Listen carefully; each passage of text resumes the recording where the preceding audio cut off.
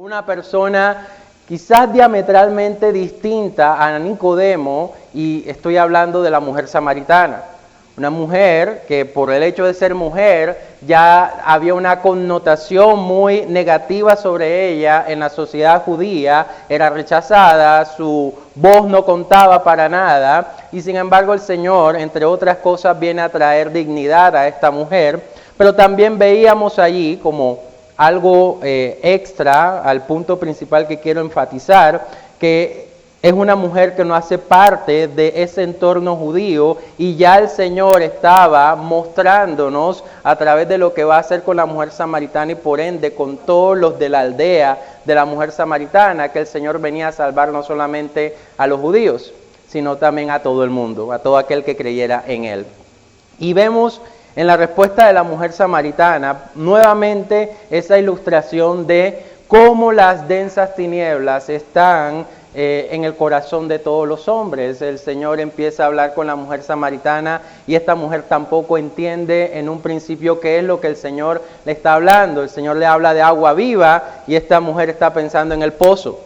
Está pensando en, ¿será que tú vas a traerme mayor satisfacción que lo que la persona que construyó este pozo puede traerme? Pensando en términos muy terrenales, pero luego el Señor tiene misericordia de ella y le anuncia: yo soy el Mesías. Y esta mujer, entre otras cosas, porque el capítulo 4 es muy particular, esta mujer es usada por el Señor de una manera muy práctica para anunciar el mensaje del Evangelio a todos los que vivían con ella en la aldea y que también de alguna manera entendíamos que era despreciada por ellos, porque era una mujer que tenía una reputación bastante reprochable.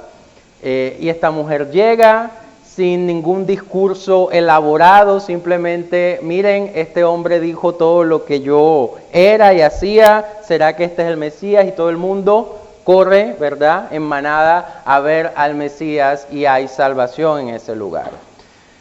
Y estamos viendo, hermanos, muy constantemente el nefasto perfil del fariseo.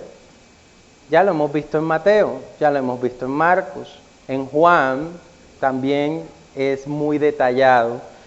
Y hemos visto vez tras vez, porque venimos de un grupo de capítulos, capítulo 9 y capítulo 10, hemos visto vez tras vez cómo el fariseo y el pensamiento farisaico quizás está más arraigado en la iglesia de lo que uno podría pensar.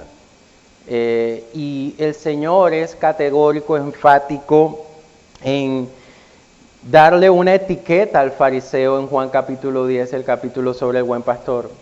La vez pasada entendíamos que este famoso pasaje del ladrón vino a robar, a matar y a destruir, que ha sido sacado de contexto 1001 veces, acusando al diablo o poniendo al diablo en ese versículo. Veíamos, haciendo un estudio muy minucioso de lo que el capítulo 9 nos viene trayendo, veíamos que el Señor se refería no al diablo, sino ¿a quién? A los fariseos. A los fariseos. Y destacaba el hecho de que el fariseo, maestro de la ley, aquel que debería tiene esa posición y se suponía que debía orientar al pueblo a entender la ley de Dios y por ende obedecer al Señor, a la figura de Ezequiel 34, los pastores de Israel.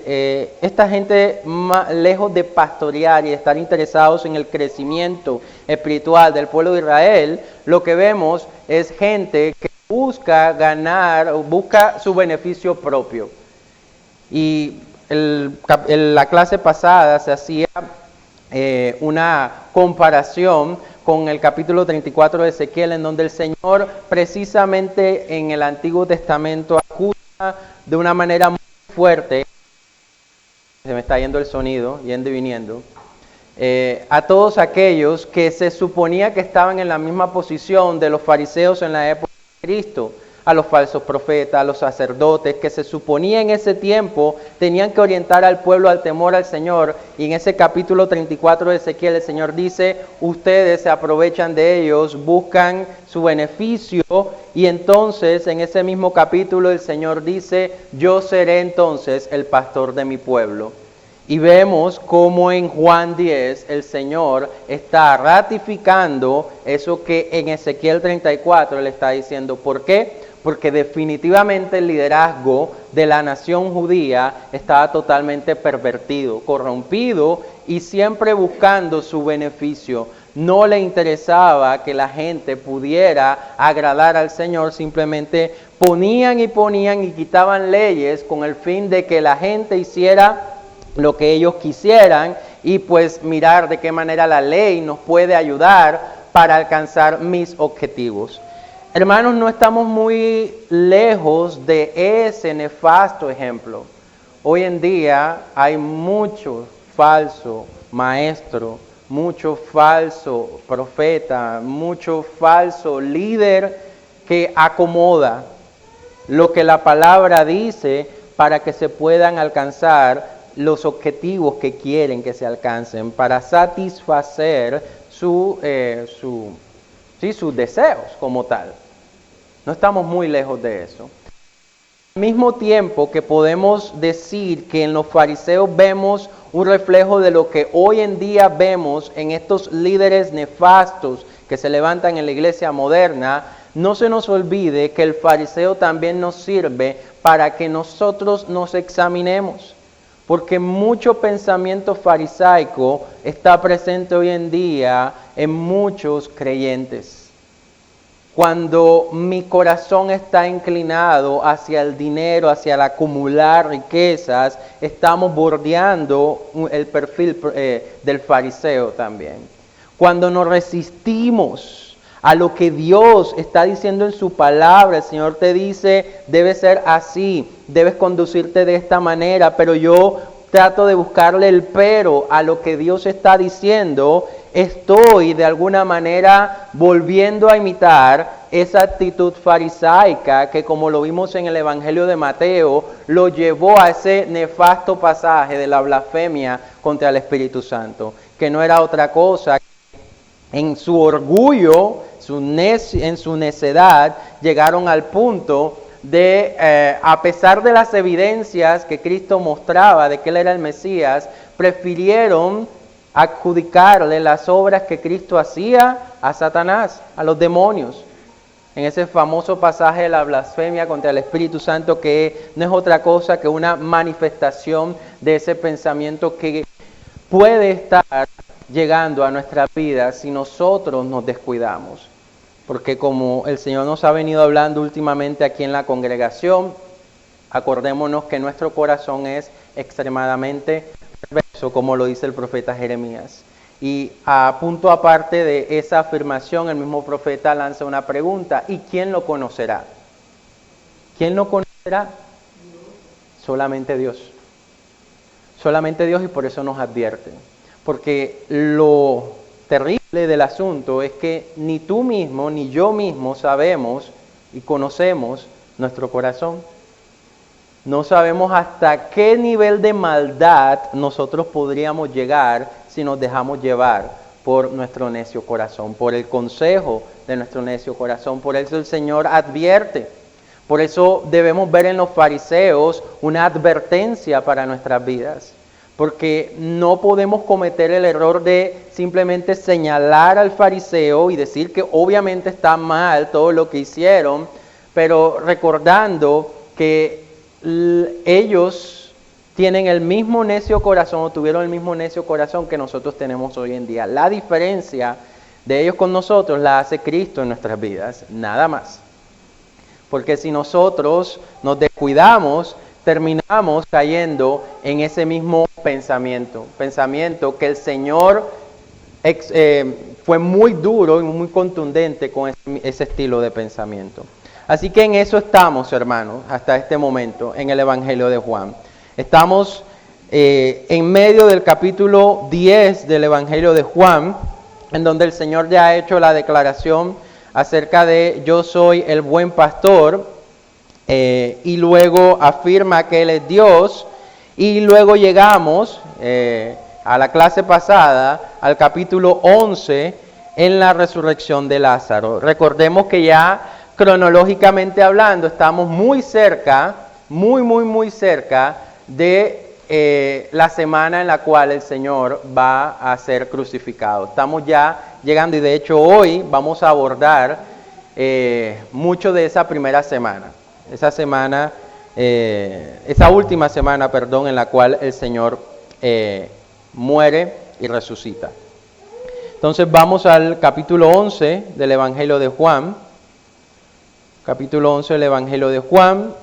Ya veíamos, para recapitular un poco el capítulo 11, veíamos que el Señor hablaba de la enfermedad de Lázaro y de su muerte dentro del contexto del propósito de Dios sobre su vida, y más que todo el propósito que Él tenía en evidenciar una vez más que Él era el Mesías. Recordemos que la audiencia primaria del Evangelio de Juan, ¿quiénes son?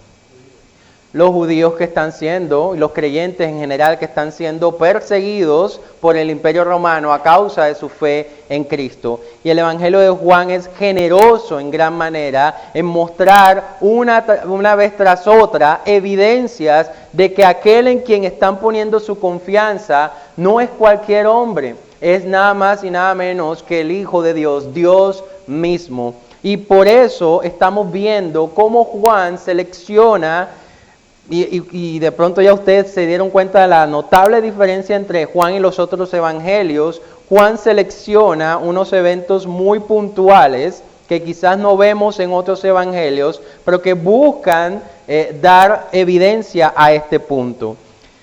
Y veíamos puntualmente que la muerte de Lázaro tenía unas características muy particulares.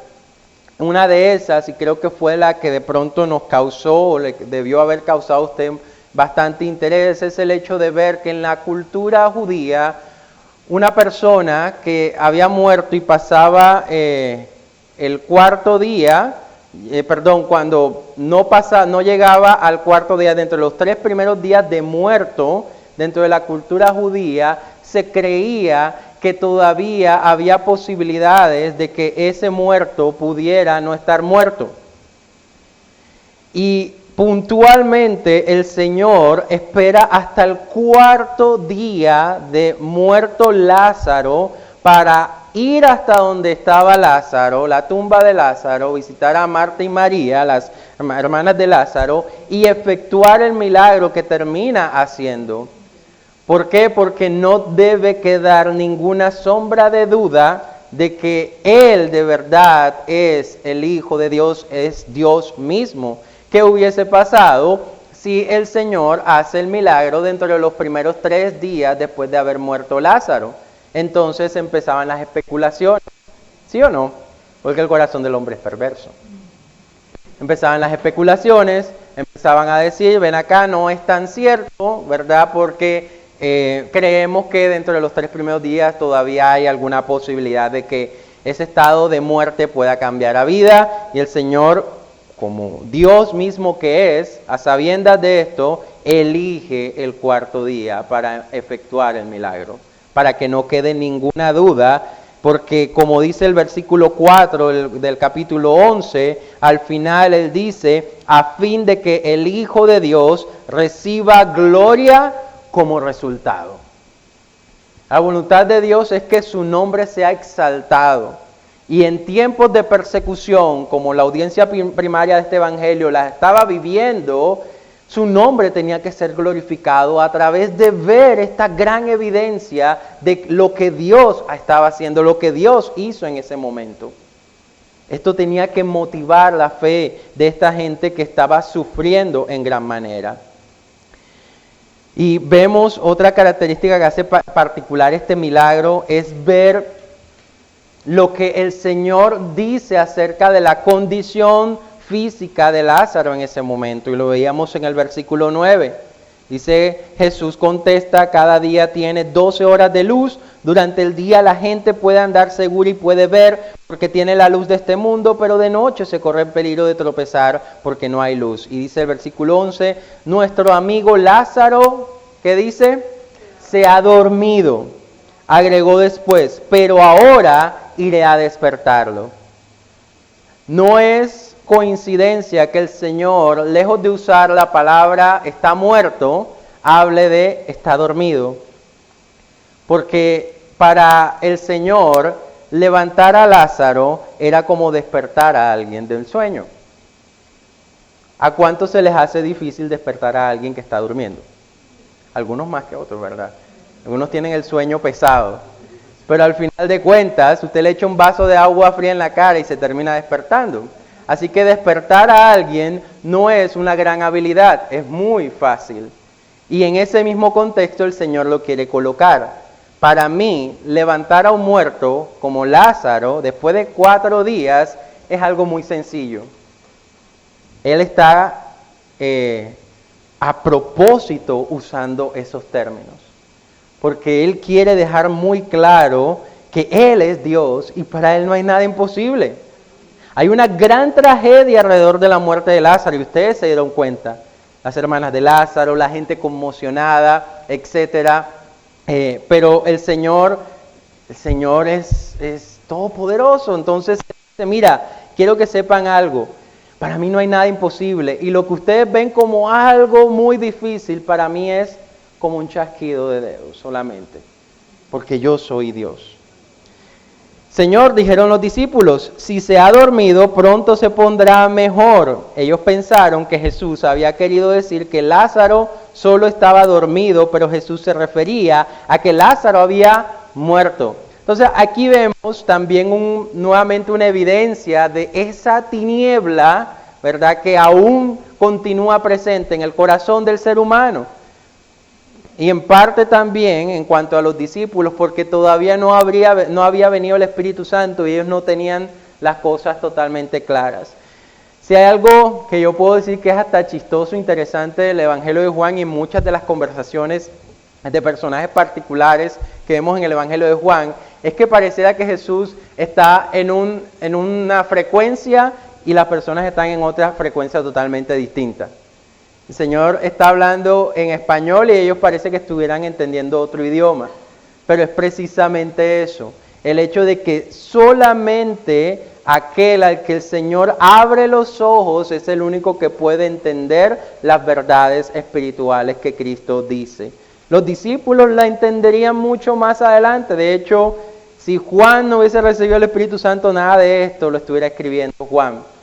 Más adelante, cuando viene el Espíritu Santo, aquel que iba a revelarle a Cristo a ellos entenderían todo esto que el Señor, en ese momento ellos lo veían como un jeroglífico, porque no lo entendían. Dice versículo 14, por eso dijo claramente, Lázaro está muerto. Ellos entendían el dormir como el dormir de tú y yo dormir, del sueño. Pero cuando el Señor usaba la palabra, el verbo dormir, se refería a muerte. Pero ellos no lo veían así por obvias razones. Y por el bien de ustedes me alegro de no haber estado allí, porque ahora ustedes van a creer de verdad. Estamos a puertas de un gran milagro. Bueno, todos los milagros del Señor son gloriosos. Dan gloria a su nombre.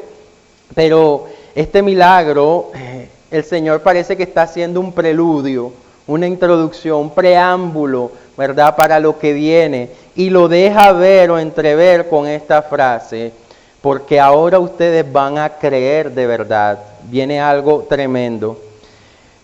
Más adelante, Tomás, apodado el gemelo, como en otra versión es Dídimo, les dijo a los otros discípulos, vamos también y moriremos con Jesús.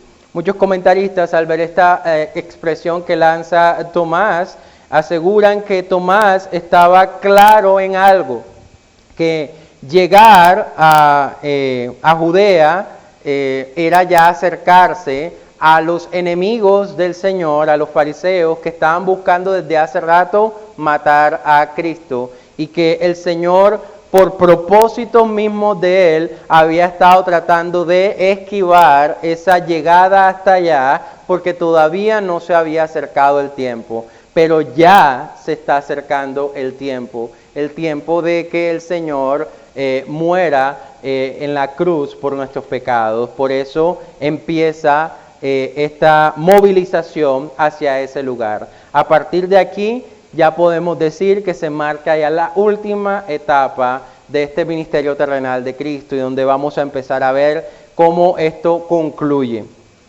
Cuando Jesús llega a Betania, le dijeron que Lázaro ya llevaba 4 días en la tumba. Betania quedaba solo a unos pocos kilómetros de Jerusalén. Si ven, ya estamos llegando a el punto culminante de este ministerio. Y muchos se habían acercado para consolar a Marta y a María por la pérdida de su hermano. Cuando Marta se entera de que Jesús estaba por llegar, salió a su encuentro, pero María se quedó en la casa. Marta le dijo a Jesús: Señor, si tan solo hubieras estado aquí, mi hermano no habría muerto. Ustedes lo vieron en la última clase. Lo que Marta está mostrando aquí es todavía un poco de incredulidad en el poder que tenía el Señor, porque el Señor pudo haber sanado o levantado a Lázaro desde cualquier lugar y no tenía que estar allí. Pero con lo que ella viene a decir, le está mostrando un poco que de pronto no eres tan poderoso como se supone que eres. Y Jesús le dice: tu hermano resucitará. ¿Y qué dice Marta? Es cierto, respondió Marta, resucitará cuando resuciten todos en el día final. Entonces, el Señor está afirmando algo que ella quería oír, pero lo chistoso del asunto es que cuando el Señor le dice que lo hará, ella parece que no lo cree. Tu hermano resucitará. Y ella dice: no, sí, yo sé que va a resucitar allá cuando resucitemos todos, cuando resuciten todos los que están muertos. Y el Señor está diciendo: yo lo voy a resucitar. Es una actitud que muchas veces como seres humanos llegamos a tener, la actitud de Marta en esta respuesta. Orando y buscando que el Señor haga algo, y cuando lo hace o cuando dice, entonces no lo creo. Muy parecido a lo que pasó cuando Pedro, ¿verdad? Están orando por Pedro, ¿verdad? Está preso, y cuando llega Pedro, ¿verdad? Ya ustedes lo vieron en la clase pasada, el pastor Juan hacía el ejemplo. Cuando llega Pedro, ¿qué pasa? No creen que sea Pedro. Estamos orando porque Pedro sea liberado, pero cuando el Señor lo libera y viene Pedro, no creemos que sea Pedro. Y lo peor, dicen que quizás es un ángel. Y cuando dicen quizás es su ángel, quiere decir: ya lo mataron. Entonces, tremendo lo que el corazón del ser humano puede llegar a pensar. Y el Señor en este pasaje hace una de las afirmaciones de sus diferentes discursos en donde habla del yo soy. En este caso, yo soy la resurrección y la vida. El que cree en mí vivirá aún después de haber muerto. Todo el que vive en mí y cree en mí jamás morirá. Entonces vamos a ir adelantando porque todo esto simplemente es un recorderis de lo que vieron en la clase anterior con el pastor Juan.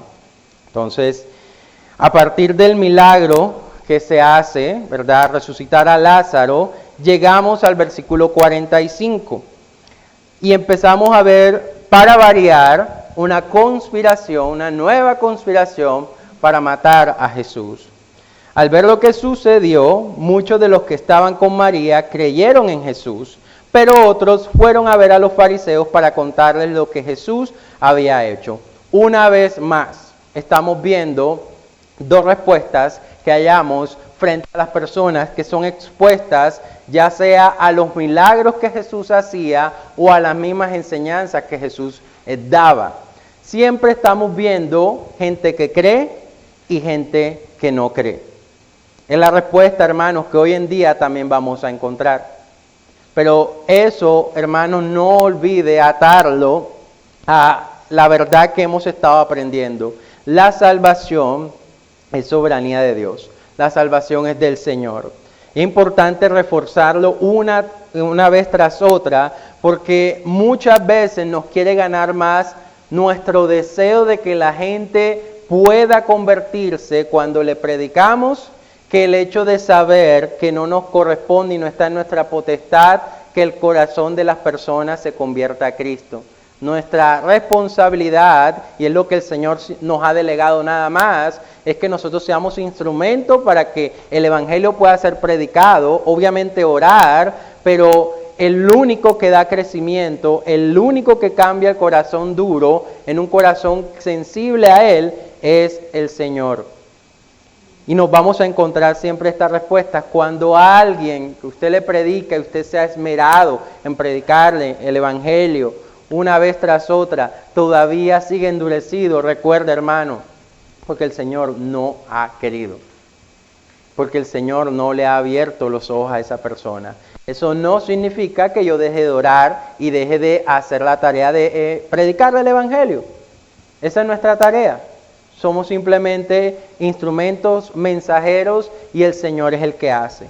Viene a mi mente lo que Pablo le dice a los Corintios en 1 Corintios cuando Pablo está tratando de intervenir en esa profunda división de los Corintios. Yo soy de Pablo, yo soy de Apolos, yo soy de Cristo, yo soy de este, yo soy del otro. Y Pablo le recuerda algo muy importante. Este sembró, este regó, pero el único que da crecimiento es el Señor. Pablo en ese momento haciéndole ver a ellos que definitivamente por más habilidades de oratoria que pudo haber tenido Apolos, que se dice que era mejor orador que Pablo mismo, a Pablo se le durmió Eutico, se le cayó, ¿verdad? Nos da una clara evidencia de que Pablo quizás no era el más efusivo predicando. Parece que Apolos sí lo era. Por más habilidoso que él hubiese sido con la oratoria, al final de cuentas, Dios es el único que trae crecimiento en la persona. Y es un principio que debe estar siempre presente en nosotros. Y hermanos, nos tiene que ayudar a descansar. Porque a veces nos preocupamos en extremo porque vemos que ese familiar, ese familiar cercano, el que yo quiero que se convierta al Señor, vemos que aunque le predicamos y tratamos de llevarlo a la iglesia y todo eso, sigue endurecido, y nos angustiamos y nos preocupamos y tratamos de ver de pronto es que yo no he sido tan hábil al predicar el Evangelio, es que si yo fuera como el predicador tal que predica tan lindo, que predica tan elocuentemente, yo no sé hilar dos palabras porque ya me embolato. No, entender que esto es una obra soberana del Señor. Y aquí estamos viendo eso. Cristo hace el milagro, unos creen en Cristo y otros no creen y van a contarle a los fariseos todo lo que Jesús había hecho. Y entonces llega la información a los principales sacerdotes y fariseos, a este Sanedrín o concilio supremo de todos ellos, y empieza una acalorada discusión en medio del Sanedrín.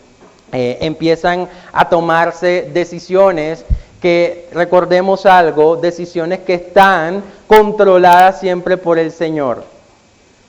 Y vamos a ver ahorita cuando Caifás hace una intervención, cómo el mismo Juan nos da la clave para entender que todo lo que ellos están fraguando allí, todo está bajo el control del Señor. Sigamos leyendo, versículo 49. Caifás, quien era el sumo sacerdote en aquel tiempo, dijo: ¿no saben de qué están hablando?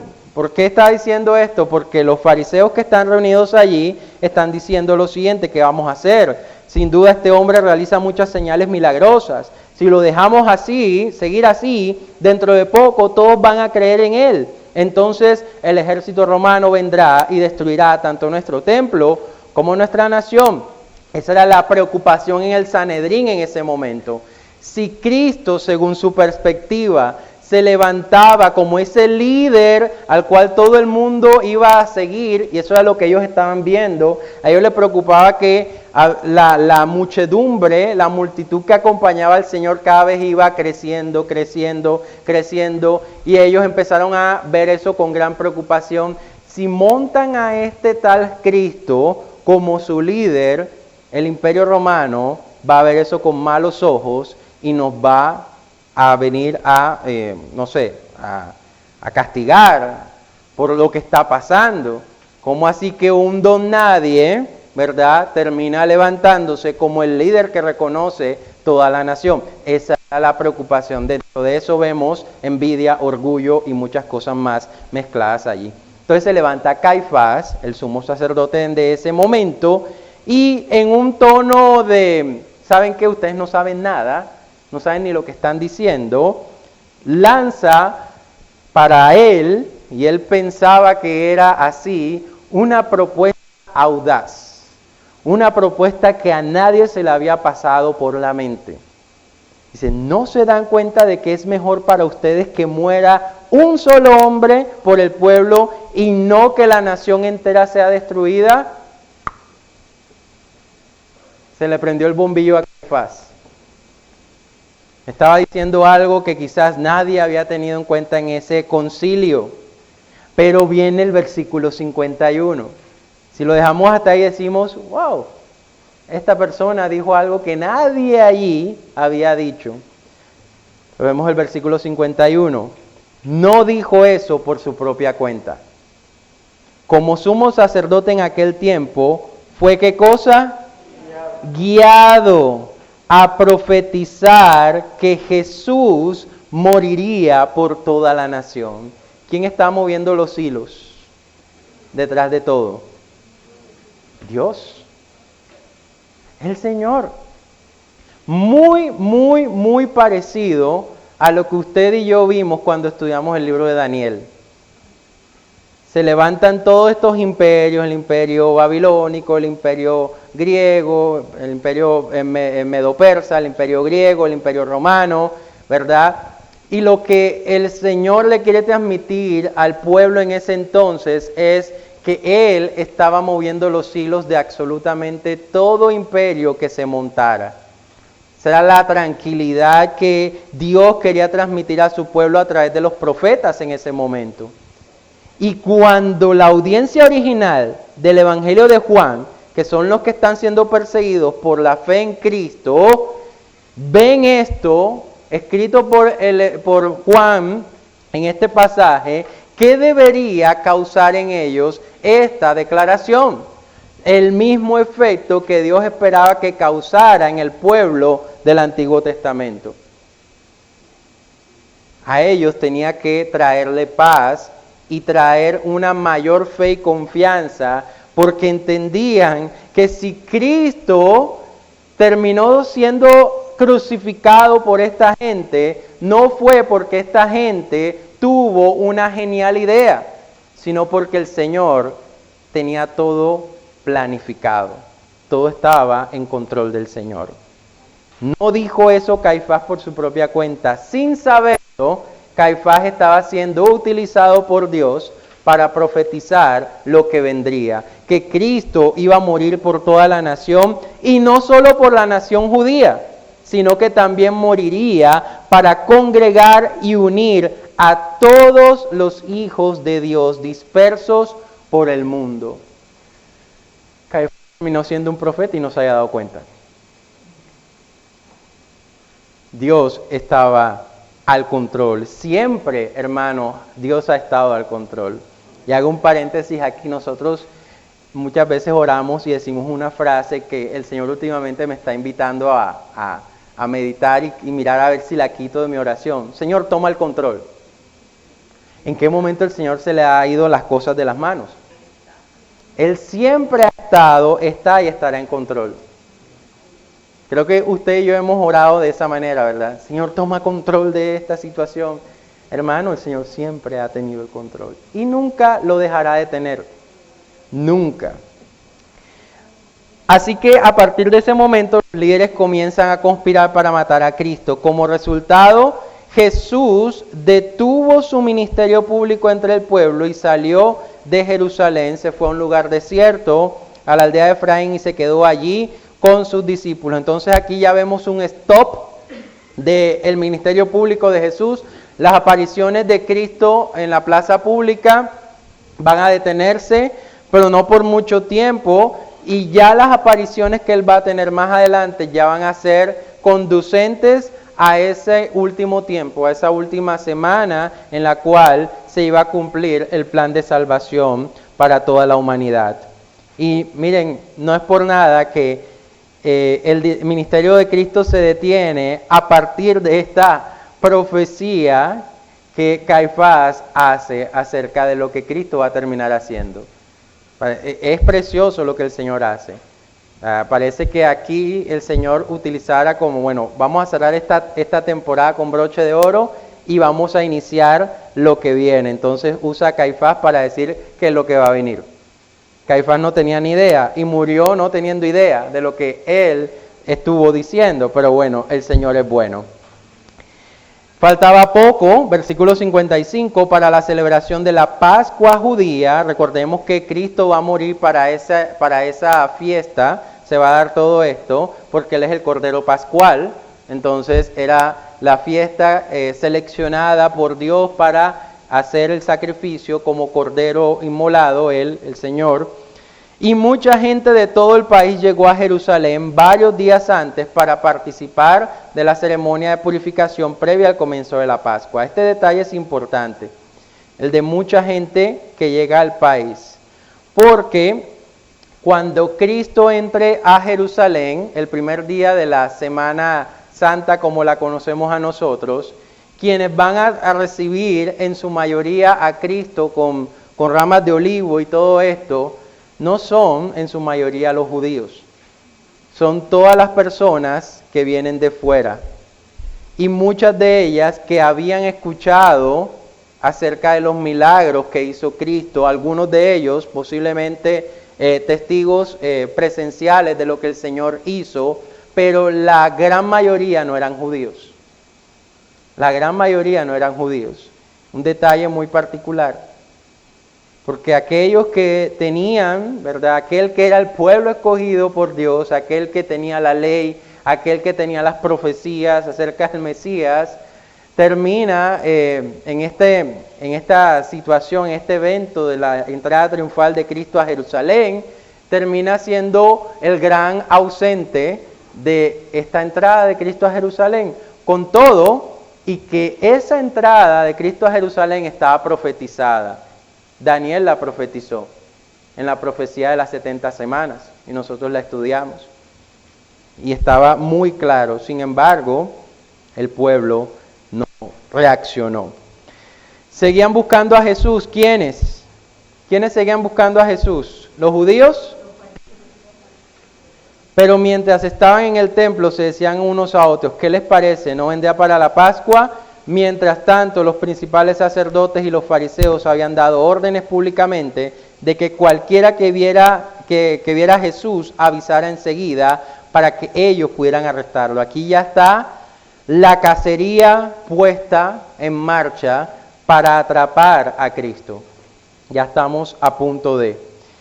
Y ese a punto de nos muestra un pasaje que es hermoso porque hay verdades allí que podemos rescatar, que podemos aplicar, y es este pasaje, el capítulo 12, de cómo Jesús es ungido en Betania. Va a ser de las últimas, si no la última, quizás aparición antes de ya esa última semana, y en la que vemos a una mujer derramando ese perfume de nardo puro, costoso, a los pies de Cristo, y que muchos comentaristas llegan a concluir que precisamente estaba simbolizando, Dios permite que esto pase para simbolizar lo que hacían con los cadáveres, ¿verdad? Con las personas que morían, los ungían en perfumes y todo esto y preparaban el cuerpo para la sepultura. De alguna manera, muchos apuntan a ver ese símbolo del perfume derramado no solamente en los pies, porque ahorita vamos a cruzar referencias con otros evangelios que nos van a dar a entender que esta mujer no derrama solamente el perfume a los pies de Cristo, sino que prácticamente todo el cuerpo de Cristo es ungido con el perfume que esta mujer derrama sobre él. Y pues bueno, es precioso lo que vamos a ver aquí. ¿Cuándo pasa este evento? 6 días antes de que comenzara la celebración de la Pascua. Estamos a eso de una semana de que pasen todos los acontecimientos finales del ministerio terrenal de Cristo y que van a cumplir el plan de salvación de Dios. Jesús llega a Betania, a la casa ¿de quién? De Lázaro. Y aquí vamos a ver que Lázaro no solamente se quedó en el relato de que resucitó, sino que vamos a ver a Lázaro comiendo con Cristo, siendo el Señor muy enfático y con esto evidenciando de que de verdad resucitó. Un muerto no come. Por si quedaron dudas, Lázaro aparece nuevamente en la escena y está comiendo. Ese detalle de que come no está puesto allí para simplemente rellenar un espacio. Está puesto para mostrar una evidencia más que quizás muchos pasan por encima, pero que nos deja ver que definitivamente este personaje sí resucitó. Estaba vivito y coleando. Tan vivito estaba que ahorita vamos a ver que también lo quieren volver a matar. Tremendo, ¿ah? Prepararon una cena en honor de Jesús, dice Marta servía y Lázaro estaba entre los que comían con él. Entonces María tomó un frasco con casi medio litro de un costoso perfume preparado con esencia de nardo, otra versión dice nardo puro, le ungió los pies a Jesús y lo secó con sus propios cabellos. La casa se llenó de la fragancia del perfume. Entonces, detallemos un poquito este acto. ¿Qué está pasando aquí? Este perfume era costoso. Para que un perfume llene con su fragancia toda una casa, ¿verdad? Y que quede ese aroma impregnado, significa que este perfume no era cualquier pachulín. ¿Ah? Usted se lo echa y sale de la casa y ya no huele a nada, ¿verdad? Se evapora. Este perfume era muy concentrado, y por ser concentrado, usted sabe que los perfumes que son concentrados, hoy son perfumes así chiquiticos, pero son muy costosos, porque con una gotica de perfume que se eche usted ya quedó perfumado todo el día. Hay personas como yo que no van a perder la costumbre de echarse así sea ese y vamos a quedar perfumados por toda la eternidad. Pero este perfume tiene unas características que Juan detalla. No era cualquier cosa la que Marta estaba derramando a los pies de Cristo. María. Marta estaba sirviendo. Marta se llevó su exhortada, pero igual siguió sirviendo. Marta recibió su exhortada hace rato, pero fíjense, quería destacar eso también de Marta, iba a hablar de María algo, pero ya que me la mencionan, aún después de la exhortación, Marta sigue sirviendo, porque el Señor no le dijo no sirvas, simplemente le dio, la exhortó en tener la perspectiva correcta de las cosas en ese momento, pero eso no significa que Marta dijo, entonces que yo no sirvo para esto, entonces yo no voy a servir más porque entonces yo soy mala. No, vemos a Marta que sigue sirviendo a Cristo, que el Señor nos tiene que disciplinar, pero tenemos que seguir sirviéndole al Señor. Pero en cuanto a María y su gesto, y el hecho de que Juan detalle cosas del perfume, nos muestra algo, mis hermanos. Al Señor hay que darle lo mejor. Hay que darle lo mejor. María no meditó en cuán costoso pudo haber sido el perfume. Ojo, y no estoy hablando de ofrendas, que esto casi que lo pueden coger enseguida. Al Señor hay que darle lo mejor, venga y traiga su billete de 100,000, ¿verdad? Estamos hablando de si realmente nosotros entendemos que al Señor no se le dan las migajas de nuestro tiempo. Al Señor no se le da lo que podamos sacarle en el espacio de la semana tan agitada que tenemos. Al Señor hay que darle lo mejor. María, quizás movida también, ¿por qué no decirlo? Me atrevo yo a decirlo, esto es una perspectiva mía, ¿verdad?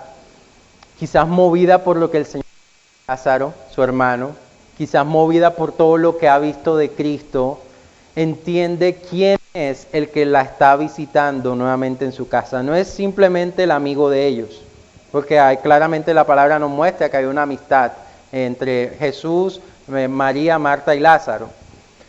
Pero nos está mostrando que más allá de entender que era un amigo, el que estaba allí, era el Señor, era el Mesías, ella creía que Él era Dios, que Él es Dios, y por supuesto detrás de esa creencia sabía que era el creador del universo, que era aquel que hizo los cielos y la tierra, que era aquel que hizo todo, toda la creación, que la hizo a ella, que resucitó a su hermano y muchas otras cosas más.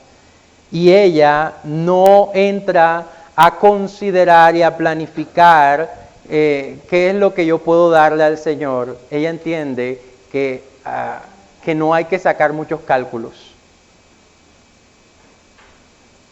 De pronto, trayendo a la memoria un poco lo que Pablo cita en Romanos capítulo 12 acerca de ser un sacrificio vivo y santo para el Señor, porque esa es la mejor manera de adorar al Señor. De alguna manera podemos ver en María esa actitud. Creo que la actitud de María nos tiene que poner a pensar. Realmente yo me estoy convirtiendo en una persona sin reservas para el Señor y me entrego al Señor. ¿Estoy creciendo en eso? ¿O simplemente me quedé estancado? ¿O simplemente nunca lo he considerado? ¿O simplemente pienso que con venir el domingo a la iglesia está bien, con venir el lunes al instituto está bien y ya basta, Señor, ya te di 2 días de la semana, ya te di 1 hora de mi tiempo, no me pidas que te dé más tiempo? Hay que reflexionar mucho sobre la actitud de María en ese momento, porque ahora viene un contraste desde el versículo 4. Si el capítulo 12 terminara allí, qué maravilloso. Pero ahora vamos a empezar a ver con más detalle a partir de aquí, desde este capítulo 12, vamos a estudiar un poco a Judas, que en el versículo 4 interviene. Judas en el versículo 4 viene sin embargo, o sea, como cortando ahí, pum. Sin embargo, Judas Iscariote, el discípulo que pronto lo traicionaría, dijo: ese perfume valía el salario de 1 año. Hubiera sido mejor venderlo para dar el dinero a los pobres. En otros evangelios, en todos los evangelios, en Mateo, en Marcos, en Lucas, no especifican quién fue el que dijo esto. Solamente en Juan es el único que especifica, porque en los otros evangelios vemos es que todos los discípulos están criticando la actitud de María, pero solamente Juan es el que nos muestra quién fue el que prendió el chispazo de esa oposición en ese momento al gesto que María tuvo con Cristo. Nada más y nada menos que el señor Judas, el que lo iba a traicionar prontamente.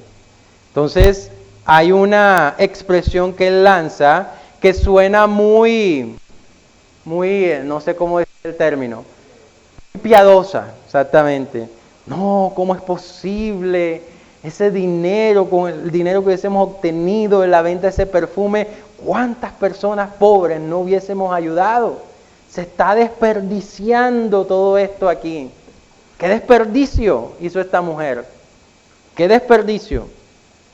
Sin embargo, la palabra aclara qué había detrás de esas palabras que Judas estaba expresando. Versículo 6. No es que a Judas le importaran los pobres. En verdad, era un ladrón. Y como estaba a cargo del dinero de los discípulos, a menudo robaba una parte para él. ¿Cuál era la verdadera intención de Judas? Me robaron ese perfume. Con ese perfume me hubiese ganado el baloto, ¿verdad? ¿Cuánto estaría costando ese perfume? Hay gente que hace estimativos de más o menos cuánto podría haber costado ese perfume, pero no eran cualquier 2,000 pesitos. ¿Ya? Costaba bastante. Y Judas estaba no viendo ¿verdad? Lo que estaba detrás de ese gesto que, si ustedes se dan cuenta, en ningún momento vemos a Jesús diciendo, no, mujer, ¿cómo se te ocurre derramar esto delante de mí? No. Nunca vemos a Jesús deteniéndola a ella, ¿verdad? De este acto. Pero Judas no ve eso, pero sí ve el frasco de perfume. Y lo que puede obtener de ese frasco de perfume. La avaricia estaba en el corazón de Judas. Y no es un punto superficial el hecho de que la avaricia esté en el corazón de Judas. Porque esa avaricia que había en el corazón de Judas iba a ser la gran puerta que él más adelante iba a abrir para que efectivamente en ese momento de la cena, ¿verdad?, Satanás entrara en el corazón de Judas y terminara siendo aquel que lo entregaría. Ahorita vamos a analizar ese pasaje. Pero ¿por qué hago énfasis en el tema de la avaricia, del querer tener más? Porque la palabra dice que el amor al dinero es la raíz de todos los males. Y si hacemos un análisis del personaje llamado Judas Iscariote, vamos a encontrar un camino descendente a partir del entender que la avaricia lo caracterizaba a él. Termina él desacreditando, o más bien criticando a María por lo que hace. Termina entregando al maestro por 30 monedas de plata. Termina él viviendo un tiempo de aflicción, pero no porque haya reconocido que estaba pecando, sino por el momento, después de haber entregado a Cristo, él se desestabiliza y termina haciendo ¿qué cosa? Matándose. ¿Por qué el Señor? ¿Ya es el break? Y termino con este pensamiento. ¿Por qué el Señor es tan duro?